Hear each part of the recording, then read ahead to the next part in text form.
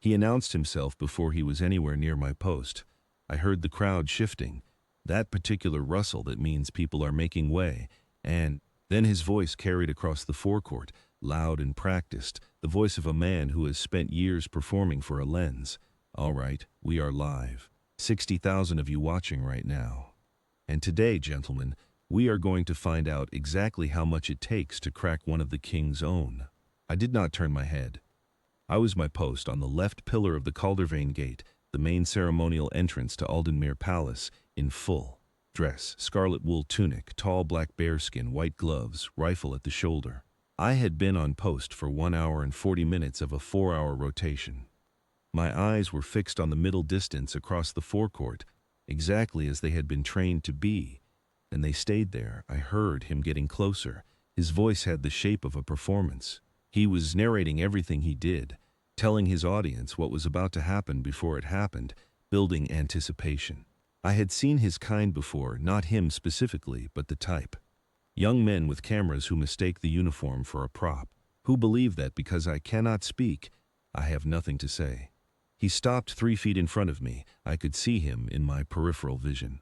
He was tall, wearing a bright jacket the color of a traffic cone, holding a phone out to his left like a torch, its lens aimed at my face. Beside him, a second young man worked a larger camera on a short rig, angling for a clean shot of my face and his own profile at the same time. 2 cameras, fully coordinated, everything planned in advance. Behind them, a crowd had gathered, tourists mostly, but also locals who had stopped to see what was happening. A ring of phones, all lit, all pointing at me. "So here he is," the influencer said, dropping his voice to a theatrical whisper for the camera. "Look at this guy, completely frozen. Doesn't move, doesn't blink. They train them to be statues, right? Let's see how good the training really is," I breathed. Slow, 4 count in, 4 count out. My chest moved and nothing else. He waved a hand in front of my face. Then he snapped his fingers, twice, close enough that I felt the air move. The crowd laughed nervously. I did not blink. He straightened, looked at the phone camera, grinned. "Okay, so we've established he's good. But I promised 60,000 people something memorable today, so phase 2. He reached into the bag on his shoulder and produced a large takeaway cup, the kind with a plastic lid and a straw. He held it up so the camera could see it clearly. "Energy drink," he said. "I'm going to pour it on him right now. Live." Someone in the crowd said something, a woman's voice, firm, saying that was enough. A man beside her agreed, loud enough to be heard. He ignored them both. He stepped forward, he lifted the cup, and then he upended it over my bearskin. The liquid hit the top of the hat and ran down over the brim onto the scarlet wool of my left shoulder, soaking through the fabric. Cold, bright green. It smelled sharp and artificial, and it ran down the brass buttons on my chest. I did not move. He turned to the camera, triumphant. "He didn't move, he's just standing there, soaked. This is incredible, this is..." Then he made his second mistake. He stepped closer, raised one hand, and shoved me in the chest. It was not a heavy shove, the kind that would make a man stagger. It was theatrical, designed to read clearly on camera. A push with the heel of the palm, quick, dismissive, the kind a man gives a door he wants open. He probably imagined the footage would show the guard rocking back, off balance, humiliated, and that the discipline holding me in place would look all the more absurd. What he had not accounted for was the fact that I am not a statue. I am a guardsman. There is a provision, it is not widely published, but it is real, and it is trained into every man who stands a ceremonial post. A ceremonial guardsman may not react to provocation. He may not speak, gesture, turn his head, or acknowledge any disruption by expression. He will hold his position against noise, weather, cameras, and taunts. That is the discipline, and it is absolute. But there is a threshold. A guardsman who is physically struck, shoved, or assaulted may respond. Not with anger, not with escalation, with procedure, I said, loudly and clearly, in the voice I was trained to use for exactly this circumstance. "You are committing an assault on a member of the household guard. Step back and place your hands where I can see them." The crowd went completely quiet. I do not think he had expected a voice. He blinked.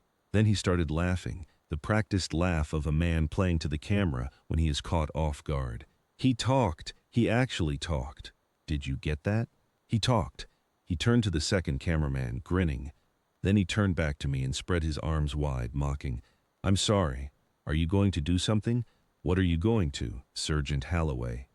That was not my voice. That was the duty sergeant's from his position near the guardhouse, 30 feet to my right. I had not seen him move, but I heard the authority in it like a change in weather. The influencer turned to look. Sergeant Halloway was not running. He never ran. He walked with the particular economy of movement that men acquire when they have been in uniform for 2 decades. Beside him were 2 of the forecourt constables, plain-clothed officers, whose specific function is crowd management at the gate. I knew they were there every shift. The influencer had not noticed them. Step away from the guardsman," Halloway said. "Step away. Now." "Hey, easy. We're just filming. This is a public. This is the forecourt of Aldenmere Palace.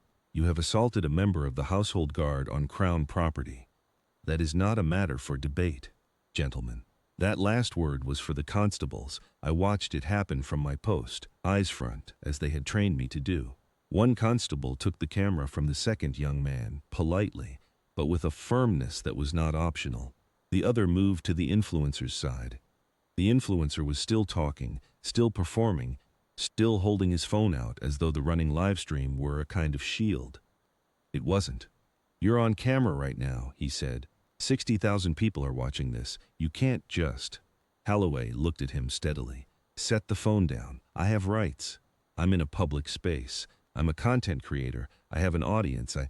You have a solicitor's number to find," Halloway said. "Set the phone down." He set it down.